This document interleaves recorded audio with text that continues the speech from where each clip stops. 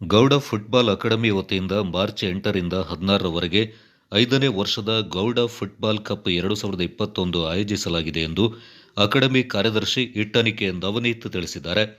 ಮಡಿಕೇರಿಯಲ್ಲಿ ಸುದ್ದಿಗೋಷ್ಠಿಯಲ್ಲಿ ಮಾತನಾಡಿದ ಅವರು, ಮಾರ್ಚ್ 8ರಿಂದ 16ರವರೆಗೆ ಗೌಡ ಕುಟುಂಬಗಳ ಕ್ರೀಡಾಪಟುಗಳಿಗೆ ಬರಗೋಡಿನ ಕಿರಿಯ ಪ್ರಾಥಮಿಕ ಶಾಲಾ ಮೈದಾನದಲ್ಲಿ ಪಂದ್ಯಾವಳಿಯನ್ನ ಆಯೋಜಿಸಲಾಗಿದ್ದು, ಮೊದಲು ಬಂದ 64 ತಂಡಕ್ಕೆ ಅವಕಾಶ ಕಲ್ಪಿಸಲಾಗುತ್ತೆ ಅಂತ ಮಾಹಿತಿ ನೀಡಿದರು.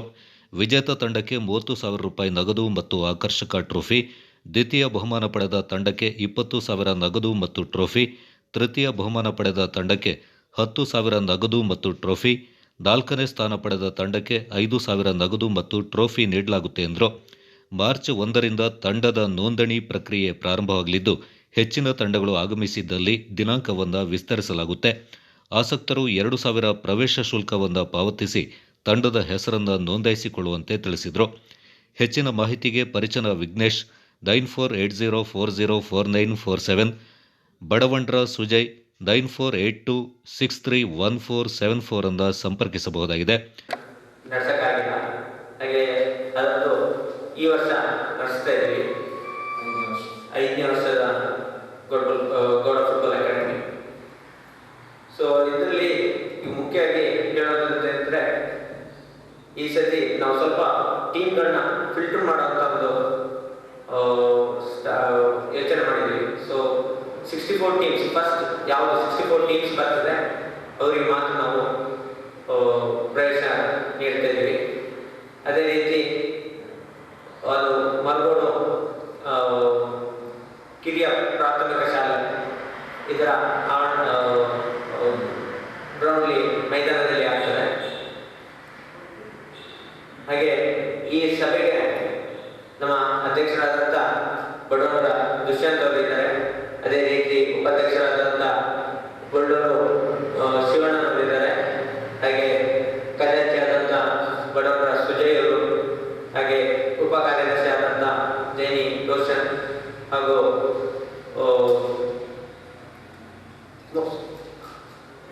ನಿರ್ದೇಶಕರಾದಂಥ ಚರವಣೆ ಚೇತನ್ ಅವರಿದ್ದಾರೆ. ಈ ಪಂದ್ಯಾವಳಿ ಮೇ 8ರಿಂದ ಮೇ 16ರಿಂದ ನಡೀತದೆ. ಅದರಲ್ಲಿ 2 ದಿನ ಮುಂದೆ ಹೋಗುವಂಥ ಚಾನ್ಸಸ್ ಇದೆ, ಟೀಮ್ಗಳು ಜಾಸ್ತಿ ಬಂದರೆ.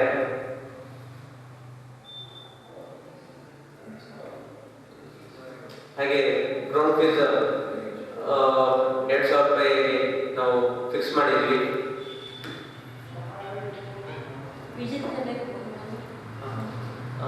First prize 30,000 with trophy, second 20 and trophy, third 10 and trophy, and fourth-ಗೆ 5,000.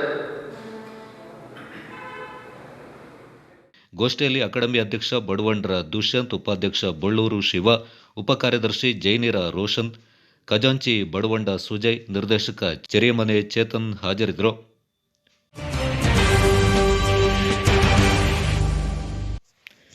Petrol, diesel, ಅಡುಗೆ ಅನಿಲ ಸೇರಿದಂತೆ ಅಗತ್ಯ ವಸ್ತುಗಳ ಬೆಲೆ ಏರಿಕೆಯನ್ನು ಖಂಡಿಸಿ ಭಾರತ ಕಮ್ಯುನಿಸ್ಟ್ ಪಕ್ಷದ ವತಿಯಿಂದ ಮಾರ್ಚ್ 2ರಂದು ಜಿಲ್ಲಾಧಿಕಾರಿ ಕಚೇರಿ ಎದುರು ಪ್ರತಿಭಟನೆ ನಡೆಸಲಾಗುತ್ತೆ ಅಂತ ಪಕ್ಷದ ಕಾರ್ಯದರ್ಶಿ ಇರಾ ದುರ್ಗಾ ಪ್ರಸಾದ್ ಹೇಳಿದ್ದಾರೆ. ನಗರದಲ್ಲಿ ಸುದ್ದಿಗೋಷ್ಠಿಯಲ್ಲಿ ಮಾತನಾಡಿದ ಅವರು, ಕೊರೋನಾ ಪರಿಸ್ಥಿತಿಯಿಂದ ದೇಶದ ಜನತೆ ಸಂಕಷ್ಟದಲ್ಲಿರುವ ಸಂದರ್ಭದಲ್ಲಿ ಕೇಂದ್ರ ಸರ್ಕಾರ ಸ್ಪಂದಿಸುವ ಕೆಲಸ ಮಾಡಬೇಕಿತ್ತು. ಆದರೆ ನಿರ್ಮಲಾ ಸೀತಾರಾಮ್ ಮಂಡಿಸಿದ ಬಜೆಟ್ ಎಲ್ಲ ನಿರೀಕ್ಷೆಗಳನ್ನು ಹುಸಿಗೊಳಿಸಿದೆ. ಕೃಷಿ ರಂಗಕ್ಕೆ ಪಾಲನ್ನ 8% ಕಡಿತಗೊಳಿಸಲಾಗಿದೆ. ಎಗ್ರಿ ಸೆಸ್ ಮೂಲಕ ಉಳಿದವರನ್ನ ಎತ್ತಿಕಟ್ಟುವ ಕೆಲಸ ಮಾಡಲಾಗಿದೆ. ಬಿಸಿ ಊಟ ಕಾರ್ಯಕ್ರಮಕ್ಕೆ ಕಳೆದ ವರ್ಷಕ್ಕಿಂತ 1,400 ಕೋಟಿ ಕಡಿಮೆ ಹಣ ಮೀಸಲಿಡಲಾಗಿದೆ. ಆರೋಗ್ಯ ಕ್ಷೇತ್ರಕ್ಕೆ 800 ಕೋಟಿ ಹಣ ಕಡಿತಗೊಳಿಸಲಾಗಿದೆ. ಕೆಲಸ ನೈಪುಣ್ಯ ವಿಕಸನಕ್ಕೆ 35% ಕಡಿಮೆಗೊಳಿಸಲಾಗಿದೆ. ದೇಶೀಯ ವಿದ್ಯಾಭ್ಯಾಸ ಮಿಷನ್ಗೆ 5,000 ಕೋಟಿ ಕಡಿತಗೊಳಿಸಲಾಗಿದೆ. ಇದರ ನಡುವೆ ಅಗರ್ಭ ಶ್ರೀಮಂತರನ್ನ ಸಂತೋಷಪಡಿಸಲು ಸಾರ್ವಜನಿಕ ಕ್ಷೇತ್ರಗಳಲ್ಲಿರುವ ಎಲ್ಲ ಉದ್ದಿಮೆಗಳನ್ನು ಮಾರಾಟ ಮಾಡಲು ಮುಂದಾಗಿದೆ ಎಂದು ಆರೋಪಿಸಿದರು. ಅಂತಾರಾಷ್ಟ್ರೀಯ ಮಾರುಕಟ್ಟೆಯಲ್ಲಿ 2014ರಲ್ಲಿ ಪೆಟ್ರೋಲ್ನ ಮೂಲ ಬೆಲೆ 47.32 ಇದ್ದು 2021ರಲ್ಲಿ 29.34ಕ್ಕೆ ಇಳಿದಿದೆ. ಅಂತಾರಾಷ್ಟ್ರೀಯ ಮಾರುಕಟ್ಟೆಯಲ್ಲಿ ಅವುಗಳ ಬೆಲೆ 50% ಕುಸಿದಿರುವ ಸಮಯದಲ್ಲೇ ಕೇಂದ್ರ ಸರ್ಕಾರ ಭಾರತದಲ್ಲಿ ಬೆಲೆಯನ್ನು ಹೆಚ್ಚಿಸಿದೆ. ಈ ಬೆಲೆ ಹೆಚ್ಚಳಕ್ಕೆ ಕೇಂದ್ರ ಸರ್ಕಾರ ಅಬಕಾರಿ ಸುಂಕವನ್ನು ಹೆಚ್ಚಿಸುತ್ತಿರುವುದೇ ಮುಖ್ಯ ಕಾರಣವಾಗಿದೆ. 2014ರಲ್ಲಿ ನರೇಂದ್ರ ಮೋದಿಯವರ ಸರ್ಕಾರ ಅಧಿಕಾರಕ್ಕೆ ಬಂದ ಬಳಿಕ ಇಂದಿನವರೆಗೆ ಕೇಂದ್ರ ಸರ್ಕಾರ ಹೇರಿರುವ ತೆರಿಗೆ ಶೇಕಡ 21.7% ಹೆಚ್ಚಿದೆ ಎಂದು ದೂರಿದರು. ಕಾರ್ಪೊರೇಟ್ ಕಂಪನಿಗಳಿಗೆ ಮತ್ತು ಮೇಲಿನ ಸ್ತರದಲ್ಲಿರುವ ತೆರಿಗೆ ಪಾವತಿದಾರರಿಗೆ ರಿಯಾಯಿತಿಗಳನ್ನು ಕೊಟ್ಟಿದ್ದರಿಂದ ಸೃಷ್ಟಿಯಾದ ಕೊರತೆಯಿಂದ ಭರ್ತಿ ಮಾಡಲು ಕೇಂದ್ರ ಸರ್ಕಾರ ಈ ತೆರಿಗೆ ಹೆಚ್ಚಳ ಮಾಡ್ತಾ ಇದೆ ಎನ್ನುವುದು ಸ್ಪಷ್ಟವಾಗಿದೆ. ಕಳೆದ ವರ್ಷ ಸಂಗ್ರಹವಾದ ಕಾರ್ಪೊರೇಟ್ ತೆರಿಗೆ ಮತ್ತು ಆದಾಯ ತೆರಿಗೆ ಅನುಕ್ರಮವಾಗಿ 6.81 ಲಕ್ಷ ಕೋಟಿ ಮತ್ತು 6.38 ಲಕ್ಷ ಕೋಟಿ ಇದ್ದದ್ದು ಈ ವರ್ಷದ ಬಜೆಟ್ ಪ್ರಕಾರ 5.47 ಲಕ್ಷ ಕೋಟಿ ಮತ್ತು 5.61 ಲಕ್ಷ ಕೋಟಿ ರುಗಳಿಗೆ ಇಳಿದಿದೆ. ದಿನವೂ ಪೆಟ್ರೋಲಿಯಂ ಉತ್ಪನ್ನಗಳ ಬೆಲೆ ಹೆಚ್ಚಿಸುತ್ತಿರುವುದರಿಂದ ಪೆಟ್ರೋಲ್ ಡೀಸೆಲ್ ಬೆಲೆ ಲೀಟರ್ಗೆ ₹100 ತಲುಪ್ತಾ ಇದೆ ಅಂತ ಆರೋಪಿಸಿದರು. ಸೆಸ್ ಹೆಚ್ಚಿಸಿ ಅಬಕಾರಿ ಸುಂಕ ಕಡಿಮೆ ಮಾಡಿರೋದ್ರಿಂದ ರಾಜ್ಯದ ಪಾಲು ಕಡಿತಗೊಂಡಿದೆ. ಕೊಡಗಿಗೆ ವಿಶೇಷ ಪ್ಯಾಕೇಜ್, ಕಾಫಿಗೆ ಬೆಂಬಲ ಬೆಲೆಯಂತಹ ನಿರೀಕ್ಷೆಗಳು ಹುಸಿಯಾಗಿವೆ. ಈ ಎಲ್ಲ ಕೇಂದ್ರ ಸರ್ಕಾರದ ಜನವಿರೋಧಿ ನೀತಿಯನ್ನು ಖಂಡಿಸಿ ಪ್ರತಿಭಟನೆ ಹಮ್ಮಿಕೊಳ್ಳಲಾಗಿದ್ದು, ಜನಸಾಮಾನ್ಯರು ಹೋರಾಟಕ್ಕೆ ಬೆಂಬಲ ಸೂಚಿಸಬೇಕೆಂದು ಮನವಿ ಮಾಡಿದರು. ಜಿಲ್ಲಾ ಸಮಿತಿ ಸದಸ್ಯ ಎಸ್ಸಿ ಸಾಬು ಸುದ್ದಿಗೋಷ್ಠಿಯಲ್ಲಿ ಹಾಜರಿದ್ದರು.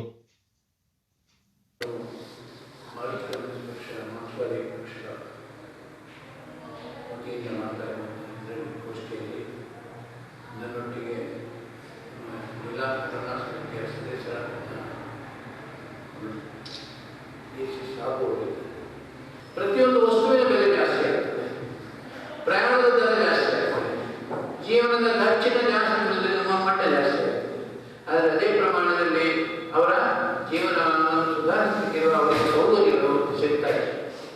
ಆದ್ದರಿಂದ ಮತ್ತು ನಮ್ಮ ಬೆಳೆಗಾರರು ಬಜೆಟ್ ಪೂರ್ವದಲ್ಲಿ ನಮ್ಮ ಕೊಡಗಿನ ಎಲ್ಲ ಬೆಳೆಗಾರರು ಸಂಘಟನೆಗಳು ಕೇಂದ್ರ ಸರ್ಕಾರಕ್ಕೆ ಮನವಿ ಸಲ್ಲಿಸಿದರು. ನಮ್ಮ ಸಾಲವನ್ನು ಒಮ್ಮೆ ರದ್ದು ಮಾಡಿ, ಕಡಿಮೆ ದರದಲ್ಲಿ ನಮಗೆ ಸಾಲ ಕೊಡುವಾಗ ಮಾಡಿ, ಕೊಡಗಿಗೆ ವಿಶೇಷವಾದಂತಹ ಪ್ಯಾಕೇಜ್ ಹೊರಡಿಸಬೇಕು ಮತ್ತು ಮಿನಿಮಮ್ ಸಪೋರ್ಟ್ ಪ್ರೈಸ್ ಬೆಂಬಲ ಬೆಲೆಯನ್ನು ಘೋಷಿಸಬೇಕು ಮತ್ತು ಆ ಬೆಂಬಲ ಬೆಲೆಯಲ್ಲಿ ನಮ್ಮ ಸರಕುಗಳನ್ನು ಕೊಂಡುಕೊಳ್ಳಬೇಕು ಅನ್ನುವ ಬೇಡಿಕೆಗಳನ್ನು ನಮ್ಮ ಬೆಳೆಗಾರರು ಯಾವಾಗಲೂ ಇಡ್ತಾನೆ ಬಂದಿದ್ದಾರೆ. ಆದರೆ ಕಾಫಿಯ ಬಗ್ಗೆ ಒಂದು ಶಬ್ದವೂ ಸಹ ಈ ಬಜೆಟ್ನಲ್ಲಿ ರೈತರ ಬೆಂಬಲ ಬೆಲೆಯ ಪ್ರಶ್ನೆಗೆ ಇಲ್ಲಿ ಸೂಕ್ತವಾದಂತಹ ಉತ್ತರ ಇದೆ. ಹೀಗೆ ಜನಸಾಮಾನ್ಯರು, ರೈತರು, ಕಾರ್ಮಿಕರು ಇವರ ಪ್ರಶ್ನೆಗಳಿಗೆ ಯಾವುದೇ ಸೌಕರ್ಯ ಕೊಡದಂತಹ ಸರ್ಕಾರ, ಕೇಂದ್ರ ಸರ್ಕಾರ ಕಾರ್ಪೊರೇಟ್ ಕಂಪನಿಗಳಿಗೆ ತೆರಿಗೆಯನ್ನು ತುಂಬ ಕನ್ಸೆಷನ್ ಕೊಟ್ಟಿದೆ. ಕಾರ್ಪೊರೇಟ್ ಕಂಪನಿಗಳಿಂದ ಬರಬೇಕಾದ ತೆರಿಗೆ ಸಂಗ್ರಹಿಸಿ ಬಾಕಿ ಇರುವಂತಹದ್ದು ₹4,88,264 ಕೋಟಿ ರೂಪಾಯಿ. ಇದನ್ನು ಸಂಗ್ರಹಿಸಲಿಕ್ಕೆ ಕಾರ್ಪೊರೇಷನ್ ಕಂಪನಿಗಳು ಯಾವ ಪ್ರಯತ್ನ, ಇದು ಸರ್ಕಾರ ಯಾವುದೇ ಪ್ರಯತ್ನವನ್ನ ಮಾಡ್ತಾ ಇದೆ. ಇದಲ್ಲದೆ ಅನೇಕ ಸೌಕರ್ಯಗಳನ್ನು, ಅನೇಕ ರಿಯಾಯಿತಿಗಳನ್ನ ಕಾರ್ಪೊರೇಟ್ ಕಂಪನಿಗಳಿಗೆ ಕೇಂದ್ರ ಸರ್ಕಾರ ಕೊಟ್ಟಿದೆ. ಬ್ಯಾಂಕಿನಿಂದ ಸಾಲ ತಗೊಂಡಿರೋ ಬ್ಯಾಂಕ್ ಲೋನ್ ಅಂತ ಕರೀತಾರೆ, ಮರುಪಾವತಿ ಮಾಡಿಸಿದಂತಹ, ಉದ್ದೇಶಪೂರ್ವಕವಾಗಿ ಮರುಪಾವತಿ ಮಾಡಿದಂತಹ ಹಣ, ಇದನ್ನ ಕೇಂದ್ರ ಸರ್ಕಾರ ಅವರಿಂದ ವಸೂಲಿ ಮಾಡುವುದನ್ನು ತರಡಿ ಆಗ್ತದೆ. ಹೀಗೆ ಜನಸಾಮಾನ್ಯರ ಪ್ರಶ್ನೆಗಳಿಗೆ ಉತ್ತರ ಕೊಡದ, ಅದಕ್ಕೆ ಜನಸಾಮಾನ್ಯರ ಜೀವನ ಮಟ್ಟವನ್ನು ಸುಧಾರಿಸಿದರೆ ಮಾತ್ರವೇ ನಮ್ಮ ದೇಶದ ಅರ್ಥವ್ಯವಸ್ಥೆ ಸುದೃಢವಾಗಬಲ್ಲದಲ್ಲದೆ ಈ ದೇಶದ ಇವರನ್ನ ಕಾರ್ಪೊರೇಟ್ ಕಂಪನಿಗಳನ್ನು ಅಥವಾ ಆಗಿರುವ ಶ್ರೀಮಂತರನ್ನು. ಮಡಿಕೇರಿ ನಗರದ 4 ಶಕ್ತಿ ದೇವತೆಗಳಲ್ಲಿ ಒಂದಾದ ಶ್ರೀ ದಂಡಿನ ಮಾರಿಯಮ್ಮ ದೇವಾಲಯದ ಪುನರ್ ಪ್ರತಿಷ್ಠಾಪನಾ ವಾರ್ಷಿಕೋತ್ಸವವು ಪೂಜಾ ಕೈಂಕರ್ಯಗಳೊಂದಿಗೆ ಶ್ರದ್ಧಾ ಭಕ್ತಿಯಿಂದ ನೆರವೇರಿತು. ಶನಿವಾರ ಬೆಳಿಗ್ಗೆ ಗಣಪತಿ ಹೋಮ, ಕಲಶ ಪೂಜೆ, ಕಲಶಾಭಿಷೇಕ, ನಾಗದೇವರಿಗೆ ಪಂಚಾಮೃತಾಭಿಷೇಕ, ನಾಗಪೂಜೆ, ದೇವಿಗೆ ಅಲಂಕಾರ ಪೂಜೆ ಜರುಗಿದವು. ಶಿರೋದಿನಿ ವಾಸಿನಿ ವಿಷ್ಣು ವಿಲಾಸಿನಿ ಜಿಷ್ಣುನುತೆ ಭಗವತಿ ಹೇಷಿತಿ ಕಂಠ ಕುಟುಂಬಿನಿ ಭೂರಿ ಕುಟುಂಬಿನಿ ಭೂರಿ ಕೃತೆ ಜಯ ಜಯ ಹೇ ಮಹಿಷಾಸುರಮರ್ದಿನಿ ರಮ್ಯಕಪರ್ದಿನಿ ಶೈಲಸುತೆ.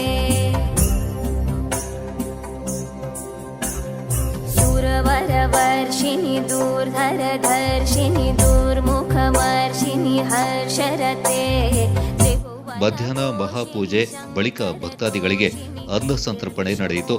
ಭಕ್ತಾದಿಗಳು ನೂರಾರು ಸಂಖ್ಯೆಯಲ್ಲಿ ಆಗಮಿಸಿದ್ರು. रोषिणि दितिसुतरोषिणि दुर्मधशोषिणि सिन्धुसुते जय जय हे महिषासुरमर्दिनि रम्यकपर्दिनि शैलसुते अयि जगदम्ब मतम्ब कदम्ब वनप्रियवासिनि हासरते शिखरि शिरोमिणि तुङ्ग हिमालय शृङ्गनिजालय मध्यगते मधु मधुरे मधुकैटभगन्धिनि कैटभबन्धिनि रासरते जय जय हे महिषासुरमर्दिनि रम्यकपर्दिनि शैलसुते ऐशतखण्डविखण्डितरुण्डवितुण्डितशुण्डगजाधिपते रिपुगजगण्डविदारणचण्डपराक्रमशुण्डमृगाधिपते निजभुजदण्डनिपातितखण्डविपातित ನಗರದ ಗೌಳಿಬೀದಿಯ ಶ್ರೀ ಕಂಚಿ ಕಾಮಾಕ್ಷಿ ಎಂಬ ದೇವಾಲಯ ಸಮಿತಿ ವತಿಯಿಂದ ಇದೇ ಮೊದಲ ಬಾರಿಗೆ ಗೌಳಿ ಸಮುದಾಯದ ಕ್ರೀಡಾಕೂಟ ನಗರದ ಜನರಲ್ ತಿಮ್ಮಯ್ಯ ಜಿಲ್ಲಾ ಕ್ರೀಡಾಂಗಣ ಹಾಗೂ ಗೌಳಿ ಬೀದಿಯ ಮೈದಾನದಲ್ಲಿ ನಡೀತಾ ಇದೆ. ಶನಿವಾರ ಆರಂಭಗೊಂಡ ಕ್ರೀಡಾಕೂಟದಲ್ಲಿ ಕ್ರಿಕೆಟ್ ಪಂದ್ಯಾವಳಿ, ಓಟದ ಸ್ಪರ್ಧೆಯಿಂದ ಏರ್ಪಡಿಸಲಾಗಿತ್ತು. ಕ್ರೀಡಾಕೂಟದಲ್ಲಿ ಮಕ್ಕಳು, ಪುರುಷರು, ಮಹಿಳೆಯರು ಉತ್ಸಾಹದಿಂದ ಪಾಲ್ಗೊಂಡರು.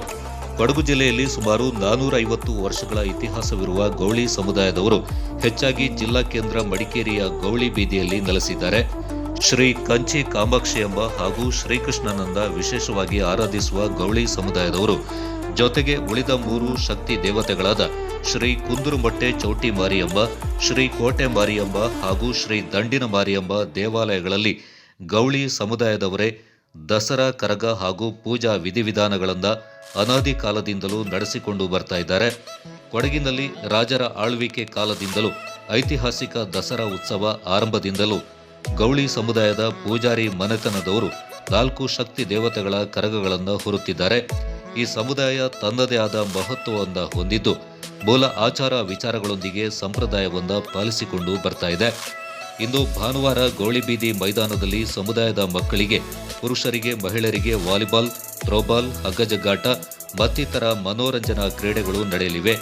ಸಂಜೆ 5 ಗಂಟೆಗೆ ನಡೆಯುವ ಸಮಾರೋಪ ಸಮಾರಂಭದಲ್ಲಿ ಶೈಕ್ಷಣಿಕ ಕ್ಷೇತ್ರದಲ್ಲಿ ಸಾಧನೆ ಮಾಡಿದ ವಿದ್ಯಾರ್ಥಿಗಳಿಂದ ಕೊರೋನಾ ಸಂದರ್ಭ ಕೊರೋನಾ ವಾರಿಯರ್ಸ್ಗಳಾಗಿ ದುಡಿದ 5 ಮಂದಿ ಸಮುದಾಯದ ಆರೋಗ್ಯ ಇಲಾಖೆ ಸಿಬ್ಬಂದಿಗಳಿಗೆ ಹಾಗೂ ವೈವಾಹಿಕ ಜೀವನದಲ್ಲಿ 50 ವರ್ಷಗಳನ್ನು ಪೂರೈಸಿದ ಹಿರಿಯ ದಂಪತಿಗಳಿಂದ ಸನ್ಮಾನಿಸಲಾಗುವುದೆಂದು ಮಾಹಿತಿ ನೀಡಿದ್ದಾರೆ.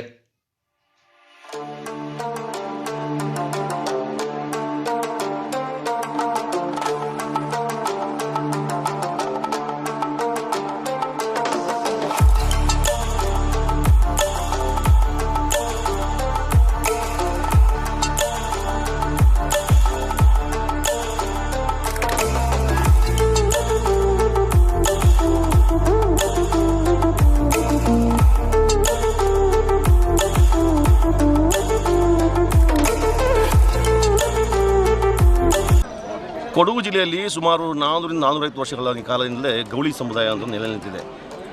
ಈ ಗೌಳಿ ಸಮುದಾಯ ಭಾರತದಿಂದ ವಿಶಿಷ್ಟವಾದ ಒಂದು ಸಮುದಾಯ. ಮಡಿಕೇರಿಯ 4 ಶಕ್ತಿ ದೇವತೆಗಳಲ್ಲಿ ಆರಾಧನೆ ಮಾಡುವಂಥ ಸಮುದಾಯ. ಜೊತೆಗೆ ಈ ದಸರಾ ಸಂದರ್ಭಗಳಲ್ಲಿ ಕರಗಳನ್ನು ಏನು ನಾವು ಉತ್ತರಗಳಿಗೆ ಹೊರತಾರೆ, ಅದು ನಮ್ಮ ಗೌಳಿ ಸಮುದಾಯವೇ. ಅದರಲ್ಲಿ ಪೂಜೆ ಮಾಡ್ತಿರೋರು ಇದನ್ನು ನಡೆಸ್ಕೊಂಡು ಬರ್ತಿದ್ದಾರೆ. ಅದು ಅಲ್ಲದೆ ತಲಾಂತರಗಳಿಂದ ರಾಜನ ಕಾಲದಿಂದಲೇ ಈ ಒಂದು ಸಮುದಾಯದಿಂದ ಒಂದು ಆಚರಣೆ ವಿಚಾರಣೆ ಎಲ್ಲ ನಡ್ಕೊಂಡು ಬಂದಿದ್ದೀವಿ. ಅದೊಂದು ನಮ್ಮ ಸಮಾಜದಲ್ಲಿ ಒಂದು ಒಳ್ಳೆಯ ಒಂದು ಮಹತ್ವ ಇದೆ, ಐತಿಹಾಸಿಕ ಹಿನ್ನೆಲೆಯೂ ಇದೆ. ಇದೇ ಪ್ರಥಮ ಬಾರಿಗೆ ನಮ್ಮ ಗೌಳಿ ಸಮುದಾಯದ ವತಿಯಿಂದ ಕ್ರೀಡೋತ್ಸವ ಜಿಲ್ಲೆಯಲ್ಲಿ ವಿವಿಧ ನಿಲ್ಲಿಸಿದಂಥ ಗೌಳಿ ಸಮುದಾಯದವರು ಇಂದು ಸೇರಿ 27 ಹಾಗೂ 28ರಂದು ನಾವೊಂದು ಕ್ರೀಡೋತ್ಸವ ಹಮ್ಮಿಕೊಂಡಿದ್ದೀವಿ. ಎಲ್ಲ ಮಕ್ಕಳಿಗೆ, ಮಹಿಳೆಯರಿಗೆ, ಪುರುಷರಿಗೆ ಒಂದು ಅವಕಾಶ, ಅಂದರೆ ಪ್ರತಿಭೆ ಎಲ್ಲರೂ ಮಕ್ಕಳಿರ್ತದೆ, ಅದನ್ನು ಹೊರತರಲಿಕ್ಕೆ ಅವಕಾಶ ಮಾಡಬೇಕು. ಈ ಉದ್ದೇಶದಿಂದ ಈ ಒಂದು ಕ್ರೀಡಾಕೂಟವನ್ನು ಹಮ್ಮಿಕೊಂಡಿದ್ದೀವಿ. ನನ್ನ ನಮಸ್ಕಾರಗಳು. ನಾವು ಮಡಿಕೇರಿಯ ಗೌಳಿ ಸಮುದಾಯದ ವತಿಯಿಂದ ಇವತ್ತೊಂದು ನಾವು ಕ್ರೀಡೋತ್ಸವವನ್ನು ಪ್ರಥಮ ಬಾರಿಗೆ ನಮ್ಮ ಕೊಡಗಿನಲ್ಲಿ ಆಯೋಜಿಸಿದ್ದೇವೆ.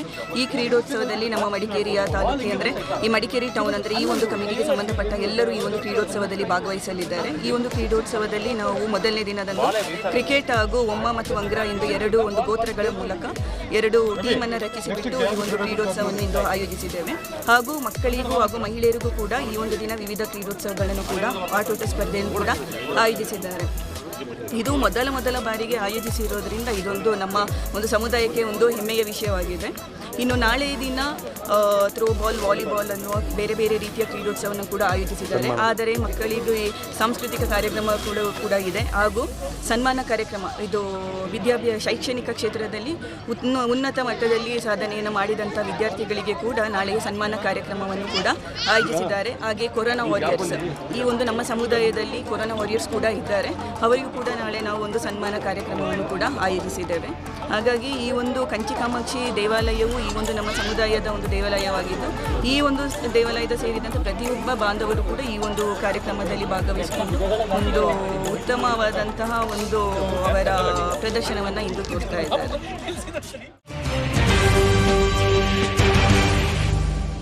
ಅಂಗನವಾಡಿ ಕಾರ್ಯಕರ್ತೆಯರ ಹಾಗೂ ಸಹಾಯಕಿಯರ ನಿವೃತ್ತಿ ವೇತನ ಹಾಗೂ ಇತರೆ ಬೇಡಿಕೆಗಳ ಈಡೇರಿಕೆಗೆ ಒತ್ತಾಯಿಸಿ ಮಾರ್ಚ್ 1ರಂದು ಜಿಲ್ಲಾಧಿಕಾರಿಗಳಿಗೆ ಮನವಿ ಸಲ್ಲಿಸಲಾಗುವುದು ಎಂದು ಅಂಗನವಾಡಿ ಕಾರ್ಯಕರ್ತೆಯರು ಹಾಗೂ ಸಹಾಯಕಿಯರ ಸಂಘದ ಮಡಿಕೇರಿ ತಾಲೂಕು ಅಧ್ಯಕ್ಷೆ ಕೆಎಸ್ ಮುತ್ತಮ್ಮ ತಿಳಿಸಿದ್ದಾರೆ.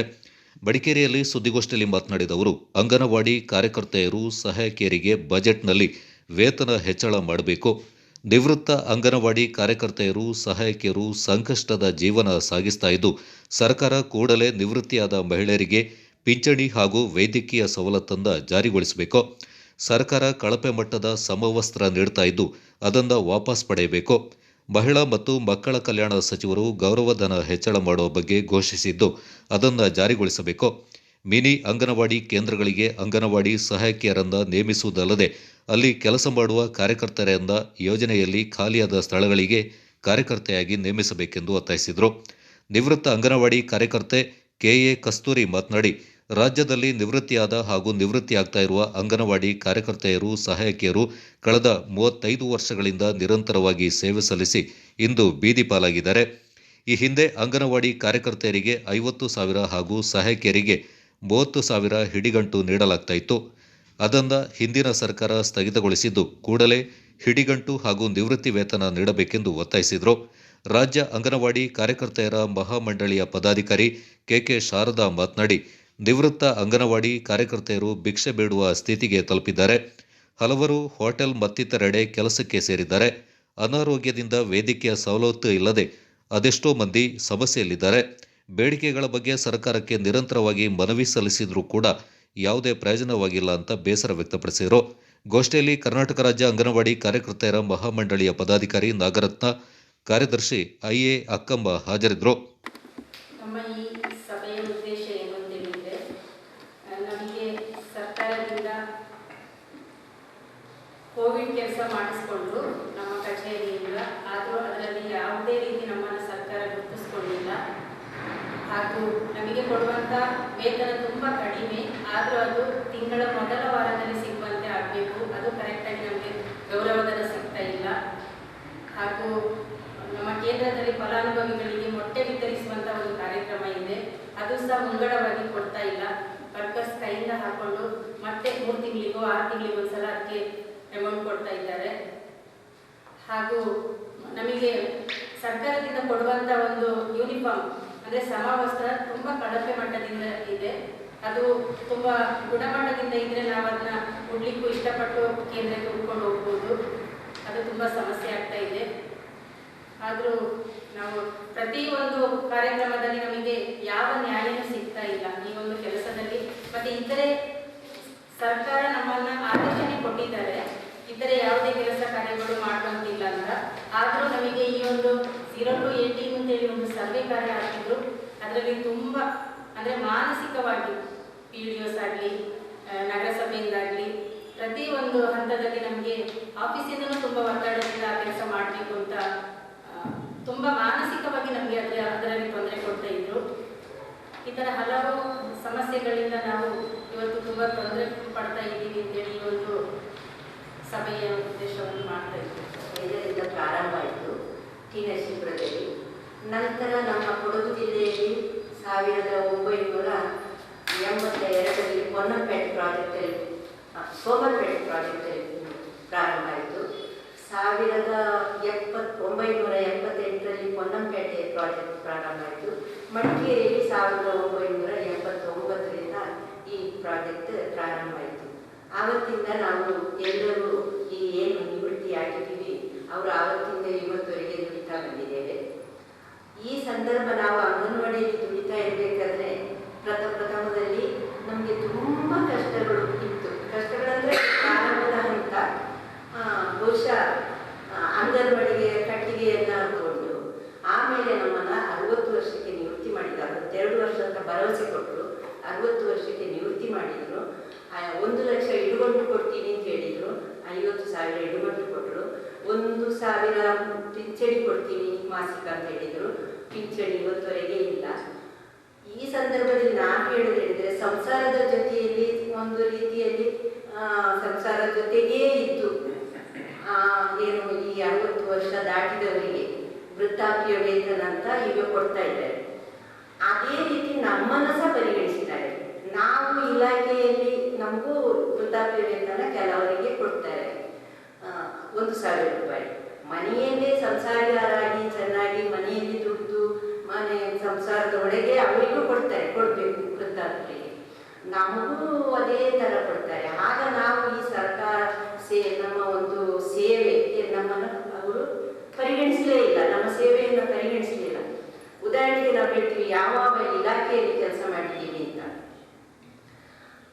ಆಹಾರ ಸರಬರಾಜು ಇಲಾಖೆಯಲ್ಲಿ ನ್ಯಾಯಬೆಲೆ ಅಂಗಡಿಯಲ್ಲಿ ಕೆಲಸ ಮಾಡಿದ್ದೇವೆ. ಸಾಕಿದು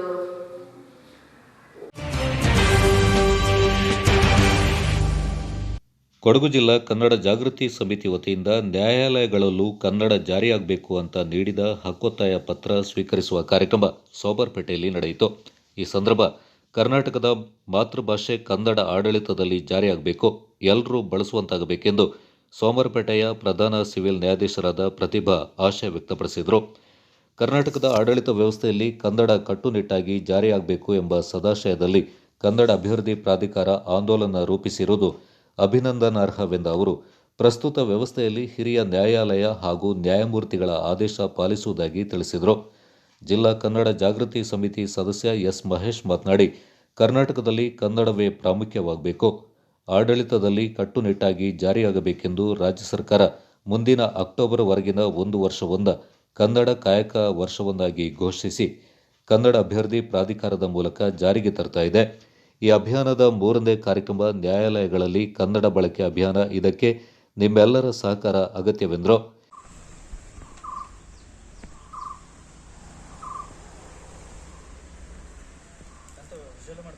ಮಾಡ್ತಾ ಇದ್ದೀನಿ.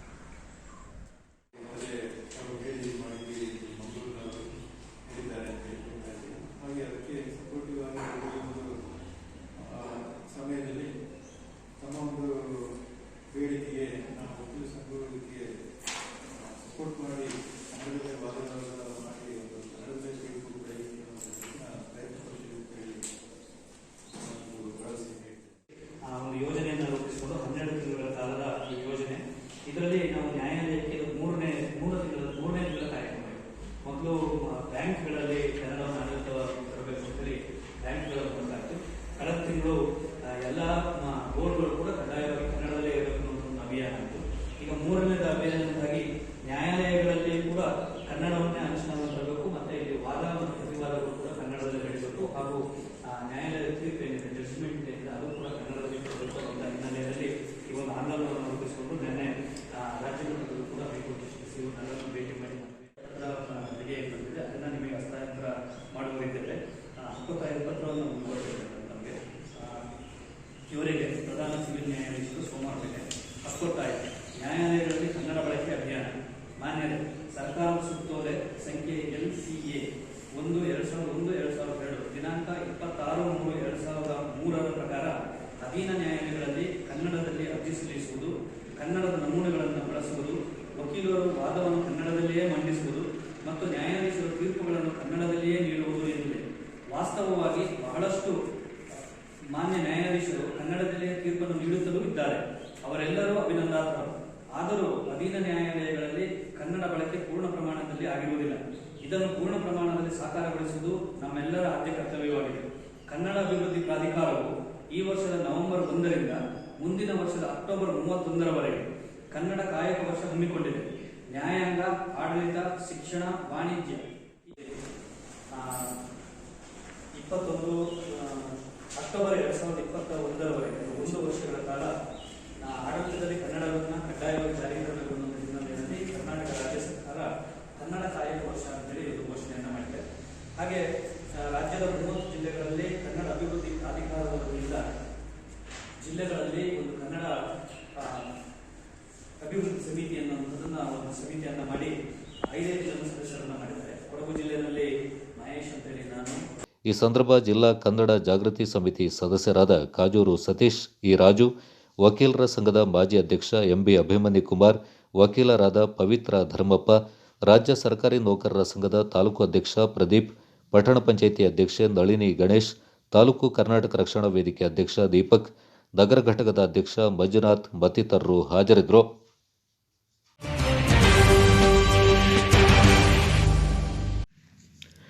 ಮೈಸೂರಿನ ನಾರಾಯಣ ಮಲ್ಟಿ ಸ್ಪೆಷಾಲಿಟಿ ಆಸ್ಪತ್ರೆಯು ಆರಂಭಿಸಿರುವ ಉಚಿತ ಆಂಬ್ಯುಲೆನ್ಸ್ ಸೇವೆಗೆ ಮಡಿಕೇರಿಯಲ್ಲಿ ಶನಿವಾರ ಆರೋಗ್ಯ ಮತ್ತು ಕುಟುಂಬ ಕಲ್ಯಾಣಾಧಿಕಾರಿ ಡಾಕ್ಟರ್ ಮೋಹನ್ ಹಾಗೂ ಹಿರಿಯ ವೈದ್ಯ ಪಾಟ್ಕರ್ ಅವರು ಚಾಲನೆ ನೀಡಿದರು. ಆಸ್ಪತ್ರೆಯ ಹೃದ್ರೋಗ ತಜ್ಞ ಡಾಕ್ಟರ್ ವಿ ಕೇಶವಮೂರ್ತಿ ಮಾತನಾಡಿ, ಅಗತ್ಯವುಳ್ಳ ರೋಗಿಗಳಿಗೆ ಆರೋಗ್ಯದ ವಿಚಾರದಲ್ಲಿ ಸೂಪರ್ ಸ್ಪೆಷಾಲಿಟಿ ಸೇವೆ ನೀಡಬೇಕು ಎಂಬುದು ನಮ್ಮ ಬಯಕೆ. ಮಡಿಕೇರಿಯ ಡಾಕ್ಟರ್ ಮೋಹನಪ್ಪಾಜಿ ಅವರ ಆಸ್ಪತ್ರೆಯಲ್ಲಿ ವಾರಕ್ಕೊಮ್ಮೆ ಕೆಲವು ವೈದ್ಯರು ಹಾಗೂ ತಿಂಗಳಿಗೆ ಒಮ್ಮೆ ಕೆಲವು ತಜ್ಞ ವೈದ್ಯರು ನಾರಾಯಣ ಹೃದಯಾಲಯದಿಂದ ಆಗಮಿಸಿ ವಿವಿಧ ಸೇವೆಯನ್ನು ನೀಡಲಿದ್ದಾರೆ. ಅದು ಕೊಡಗಿನ ಹೃದಯ ಸಂಬಂಧಿ ರೋಗಿಗಳಿಗೆ ಅನುಕೂಲವಾಗಲಿದೆ ಎಂದು ಮಾಹಿತಿ ನೀಡಿದರು. ವೈದ್ಯರ ಸಲಹೆ ಮೇರೆಗೆ ಮಡಿಕೇರಿಯಿಂದ ಮೈಸೂರಿಗೆ ಯಾವುದೇ ಆಸ್ಪತ್ರೆಗೆ ತೆರಳಲು ಈ ಆಂಬ್ಯುಲೆನ್ಸ್ ಬಳಕೆ ಮಾಡಬಹುದು. ಮೈಸೂರಿನ 6 ಕಡೆ ನಮ್ಮ ಈ ರೀತಿಯ ಸೇವೆ ಆರಂಭವಾಗಿದೆ. ಗಂಭೀರ ಸಮಸ್ಯೆ ಉಳ್ಳವರಿಗೆ ಆಸ್ಪತ್ರೆ ಅತ್ಯಂತ ತ್ವರಿತವಾಗಿ ತಲುಪಲು ಅನುಕೂಲವಾಗಲಿದೆ ಎಂದರು. ಡಾಕ್ಟರ್ ಪಾಟ್ಕರ್ ಮಾತನಾಡಿ, ಜಿಲ್ಲೆಯಲ್ಲಿನ ಬಡವರಿಗೆ ಈ ಸೇವೆ ಲಭಿಸಬೇಕೆಂದು ನಾರಾಯಣ ಆಸ್ಪತ್ರೆಯ ಆಡಳಿತ ಮಂಡಳಿ ಆಂಬ್ಯುಲೆನ್ಸ್ ಸೇವೆ ನೀಡ್ತಾ ಇದೆ ಅಂತ ಹೇಳಿದರು. ಈ ಆಂಬ್ಯುಲೆನ್ಸ್ ಸೇವೆಯ ಅಗತ್ಯವುಳ್ಳವರು 9853998539ಗೆ ಸಂಪರ್ಕಿಸಬಹುದೆಂದು ಆಸ್ಪತ್ರೆಯ ವೈದ್ಯರು ತಿಳಿಸಿದ್ದಾರೆ. ಡಾಕ್ಟರ್ ಆನಂದ್ ಲಿಂಗನ್, ಡಾಕ್ಟರ್ ಮಂಜುನಾಥ್, ಪ್ರಶಾಂತ್ ದೇಸಾಯಿ, ಮಾರುಕಟ್ಟೆ ಮುಖ್ಯಸ್ಥ ಕೆವಿ ಕಾಮತ್, ಜಿಲ್ಲಾಸ್ಪತ್ರೆಯ ಅಧೀಕ್ಷಕ ಡಾಕ್ಟರ್ ಲೋಕೇಶ್ ಈ ಸಂದರ್ಭ ಹಾಜರಿದ್ದರು. ಉದ್ದೇಶ ಏನು ಅಂದರೆ, ನಾನೊಬ್ಬ ಹಾರ್ಟ್ ಸ್ಪೆಷಲಿಸ್ಟು ನಾರಾಯಣ ಹಾಸ್ಪಿಟಲಲ್ಲಿ ಕಳೆದ 8 ವರ್ಷ ಕೆಲಸ ಮಾಡ್ತಾ ಇದ್ದೀನಿ. ಭಾಳಷ್ಟು heart attack patients heart attack ಆದಾಗ ಹಾಸ್ಪಿಟಲ್ ಲೇಟಾಗಿ ರೀಚ್ ಆಗಿ ಭಾಳಷ್ಟು ಸಾವು ನೋವು ಅನುಭವಿಸ್ತಿದ್ದಾರೆ. ಆ ಥರ ಪೇಷಂಟ್ಗಳಿಗೆ ಸಹಾಯ ಮಾಡೋದಕ್ಕೆ ನೋ ಡೌಟ್ ಗೌರ್ಮೆಂಟ್ ಸರ್ಕಾರದಿಂದ 108 ಆ್ಯಂಬುಲೆನ್ಸ್ ಸರ್ವಿಸ್ ಇದೆ, ಸರ್ಕಾರದಿಂದ ಭಾಳಷ್ಟು ಸೇವೆಗಳಿದೆ. ಬಟ್ ಅದಕ್ಕೆ ಸಹಾಯ ಹಸ್ತವಾಗಿ ನಾವು ಪ್ರೈವೇಟ್ ಹಾಸ್ಪಿಟಲ್ ಇದೊಂದು ಸೇವೆಯನ್ನು ನಾವು ಜಾರಿಗೆ ತರ್ತಾ ಇದ್ದೀವಿ. ಜೊತೆಗೆ ಮಡಿಕೇರಿ ನಗರದಲ್ಲಿ ಭಾಳಷ್ಟು ಸ್ಪೆಷಲಿಸ್ಟ್ಗಳು, ಫಿಸಿಷಿಯನ್ಸ್ ಎಲ್ಲ ಇದ್ದಾರೆ. For example Lokesh medicine department HOD ಇದ್ದಾರೆ, ಮೆಡಿಕಲ್ ಕಾಲೇಜ್ ಇದೆ, ವೇರಿಯಸ್ ಪ್ರೈವೇಟ್ ಡಾಕ್ಟರ್ಸ್ ಇದ್ದಾರೆ. ಇದ್ರೂ ಕೂಡ ಸೂಪರ್ ಸ್ಪೆಷಲಿಸ್ಟ್ನ ಕೊರತೆ ಈ ಊರಿನಲ್ಲಿದೆ. ಆ ಕೊರತೆ ನೀಗಿಸೋದಕ್ಕೋಸ್ಕರ ನಾನು ಇದೇ ಊರಿನಲ್ಲಿ ಮೊದಲು ಕೆಲಸ ಮಾಡಿ ಈ ಊರಿಗೆ ತುಂಬ ಹತ್ತಿರವಾದ್ದರಿಂದ ಈ ಊರಿಗೆ ಈ ಹೃದಯದ ಸೂಪರ್ ಸ್ಪೆಷಾಲಿಟಿ ಸರ್ವಿಸ್ನ ನಾವು ಇದಕ್ಕೆ ದೊರಕಿಸ್ಬೇಕು. ಈ ಊರಿಗೆ ನಮ್ಮ ಕಡೆ ಆದಂಥ ಒಂದು ಸಣ್ಣ ಸಹಾಯ ಹಸ್ತ ಕೊಡಬೇಕು ಅಂತ ಭಾಳ ದಿನಗಳ ಆಸೆ ಇತ್ತು. ಆ ಆಸೆನ ನಮ್ಮ ನಾರಾಯಣ ಹೃದಯಾಲಯ ಸಹಕಾರ ಮಾಡಿದೆ. ಅದಕ್ಕೋಸ್ಕರ ನಮ್ಮ ನಾರಾಯಣ ಹೃದಯಾಲಯದ ಸಿಬ್ಬಂದಿ ವರ್ಗಕ್ಕೆ ಅತ್ಯಂತ ನಾವು ಚಿರಋಣಿ ಆಗಿರಬೇಕು. ಅದು ತುಂಬ ಧನ್ಯವಾದ ಹೇಳ್ತಾ ಇದ್ದೀನಿ. 1 ವರ್ಷ ಕೆಲಸ ಮಾಡಿದ್ದಾರೆ. ಆ ಸವಿ ನೆನಪನ್ನು ಅವರು ಮರೆತೇ ಇಲ್ಲ. ಅದರ ಮುಖ್ಯವಾಗಿ ಈಗ ನಮಗೊಂದು ದೊಡ್ಡ ಪ್ರೆಸೆಂಟ್ ಕೊಟ್ಟಿದ್ದಾರೆ ಅಥವಾ ಉಡುಗೊರೆ ಕೊಟ್ಟಿದ್ದಾರೆ. ಇದು ಬಡವರಿಗೆ ಮತ್ತು ನೋವಿನಲ್ಲಿ ನರಳುವವರಿಗೆ ಪ್ರಯೋಜನವಾಗುವಂಥದ್ದು. ಅದನ್ನು ನಾವು ಸ್ವೀಕಾರ ಮಾಡ್ತೇವೆ. ನಿಮ್ಮ ಪ್ರೀತಿ ಹಾಗೇನೇ ಬೆಳೆಯಲಿ, ನೀವು ಇನ್ನೂ ಮೇಲೆ ಮೇಲೆ ಬೆಳಿಬೇಕಂತ ಹೇಳಿ ನಾನು ನನ್ನ ಊರಿನ ಪರವಾಗಿ ನಿಮಗೆ ಪ್ರಾರ್ಥಿಸ್ತೇನೆ.